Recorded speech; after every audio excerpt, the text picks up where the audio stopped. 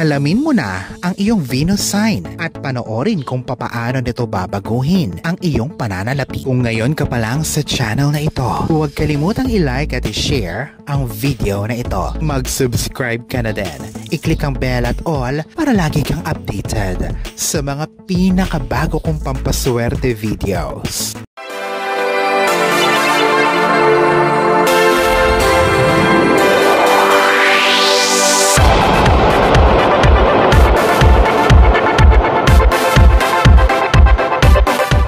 Sa astrolohiya, ang iyong Venus sign ay nakikita sa mga posisyon ng planeta sa panahon ng iyong kapanganakan. Ito ang planeta na nire-representa ang pag-ibig, kagandahan, kabalansihan at pera.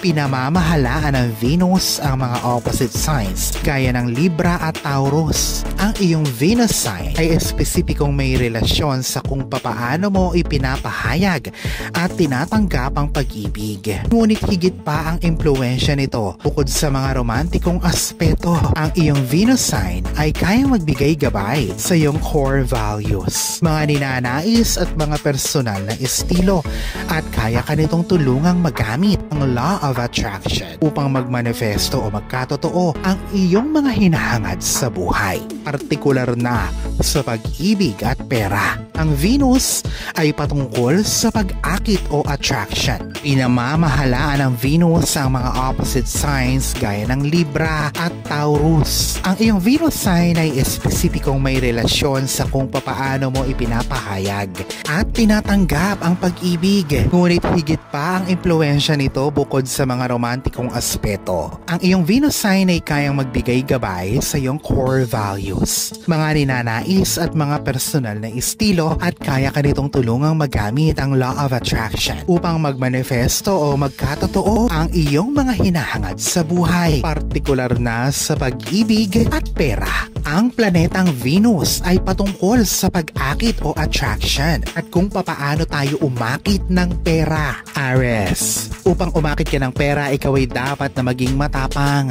Ang alisin ng takot patungkol sa pagkakaroon ng kasaganahan sa pera ang dapat mong gawin, Aries. Upang umakit ka ng kasaganahan, ito ang maipapasa mo sa universe, at kung ano man ang ibigay mo ay ang siyang babalik din sa'yo. Maging matapang upang mamuno at pamunuan o maging leader din sa iyong personal na buhay, lalo na sa iyong karera at pananalapi. Magkaroon ng kumpiyansa sa sarili, matuto ng mga bagay-bagay, magtiwala na magagawa mong paunlarin ang sarili mong buhay. Sa paggawa nito ay itinataas mo ang iyong vibration sa mataas na frequency na siyang makakaakit ng financial abundance sa iyong buhay. Taurus, huwag basta-basta susuko kapag bumibigat ang problema. Ito ang susi para umakit ka ng kasaganahan sa pera. Ikaw, Taurus, ay dapat na matutong maging matatag sa problema. Ang persistence ay susi sa pagkakaroon ng tagumpay para sa mga Taurus. Tuloy na gawin ang isang bagay kahit na sa tingin mo ito ay paulit-ulit na lang at walang nangyayari.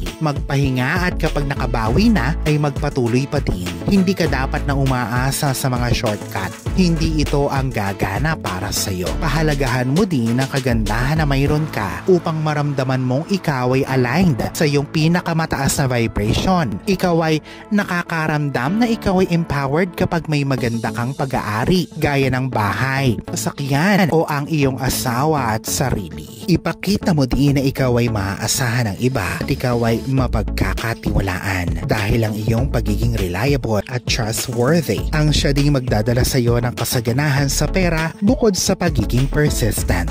Gemini, umaakit ka ng pera sa pamamagitan ng pagkakaroon ng maayos na komunikasyon sa iba at pagiging flexible sa buhay. Maaaring ikaw ay may mataas na kasanayan sa pakikipagkomunikasyon sa iba at mas uunlad ka sa buhay kung ito ang mga karunungang yayakapin mo. Bilang isa ding may natural na kasanayan sa maayos na komunikasyon, ikaw din ay kayang maka-adapt o makapag-adjust sa iba't ibang sitwasyon, mga tao at mga kapaligiran. May natural kang abilidad na kumonekta sa mga mahihirap kausap at mga senaryo. Sa pag-harness at pag-practice ng mga kasanayang ito, ikaw ay inaangat mo ang iyong sarili upang makaakit ng tagumpay at makaakit ng mas maraming pera sa iyong buhay.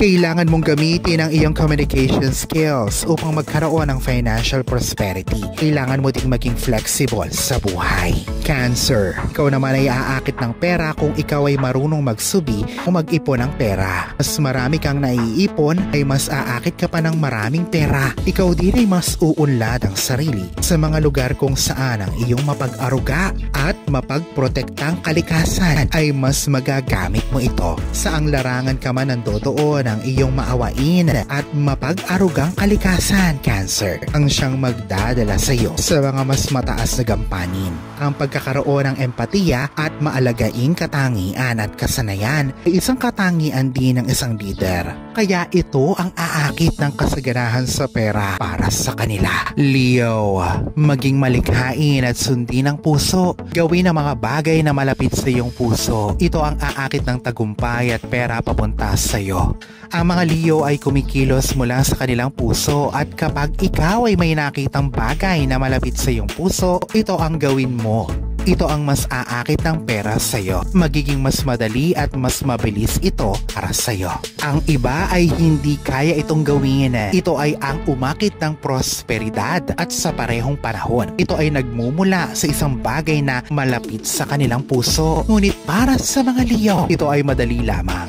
Ikaw ay malakas ang personalidad at ang katangiang ito ang magpapaunlad sa iyo. Ang iyong confident character ay kayang magbigay sa iyo ng magagandang bagay sa buhay. Tumanay sa social media, pag-aartista at law. Kapag naramdaman ng ibang tao ang iyong malakas na personalidad, yan din ang punto na mas aakit ka pa ng pera. Virgo, kung sila ay taos-pusong matulungin sa ibang tao, sila ay aakit ng mas maraming pera. Kung mas yayakapin mo ang pagiging maayos o organisado at pagiging matulungin, ikaw ay makakatungo sa tamang direksyon. Ang pagkakaroon din ng daily routine o pag-schedule ng mga aktibidad ay ang siyang susi sa pag-akit ng pera. Maaaring hirap ka sa paggawa ng schedule ng mga sunod-sunod mong gagawin sa isang araw, pero ito ang siyang magiging kalakasan mo. Sama ng pag-focus sa struktura at organisasyon, kailangan mo ding magkaroon ng isang healthy lifestyle para sa iyong katawan, isipan at espiritu. Kailangan din nilang magkaroon ng disiplina sa kanilang katawan at kalusugan.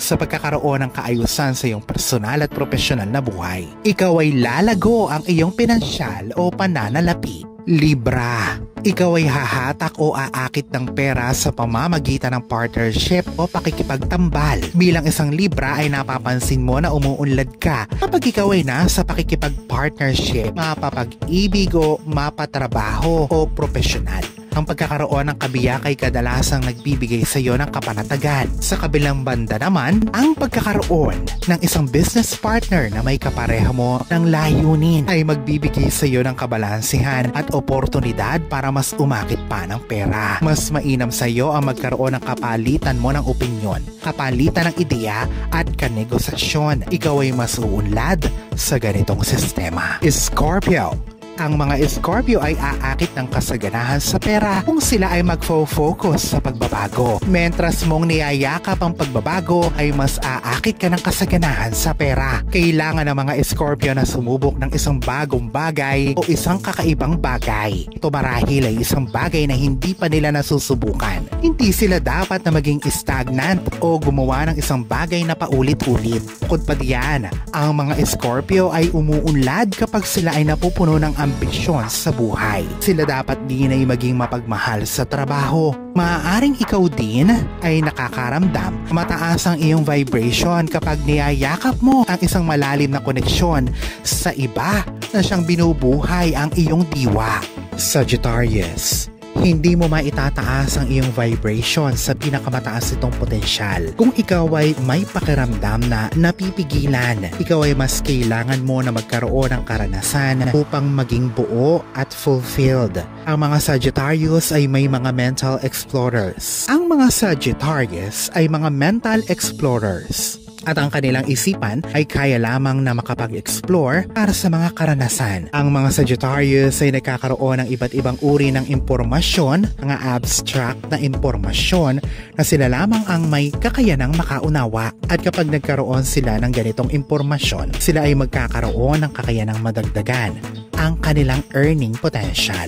Capricorn, ikaw ay profesional sa iyong ginagawa at magaling sa pagpapanatili ng mga importanteng standards o pamantayan. Kaya mong magpamalas ng kagalingan. Ikaw ay pasensyoso, disiplinado, inanamnam mo ang proseso at isa-isa mong ginagawa ang mga hakbang. Sa pamamagitan ng mga ito, dito ka aaki ng kasaganahan sa pera. Aquarius, kaya mong makagawa ng isang bagay na walang gabay ng iba. Maging innovative at maging kakaiba. Umulong din dapat sila sa mga kaibigan at iba na hindi nagbabase sa presyo. Ang mga gawaing ito ang siyang magbibigay ng gantimpala sa kanila. Pisces, ipagmalaki ang iyong artistic nature at mga talento.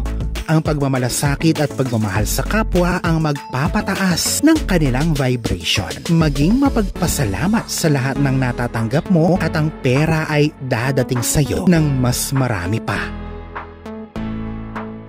Sa pagpapahalaga sa iyong mga kalakasan, mga magagandang katangian at kasanayan na kusang nagmumula sa iyong Venus sign, ikaw ay mas uunlad, mas mauunawaan ang sarili at mas maitataas mo ang iyong vibration upang umakit ng pera na hinahangad mo.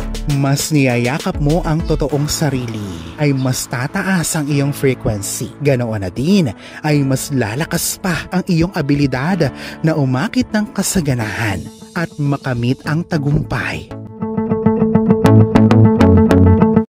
Alalahanin na sa poong may kapal pa din, nagmumula ang lahat ng pagpapala, ang kasipagan at ang kabutihan sa ating kapwa kasabay ng buo mong pananalig sa may kapal. Ang siya pa rin na dapat ay manaig. Ang mga ito ay mga gabay lamang.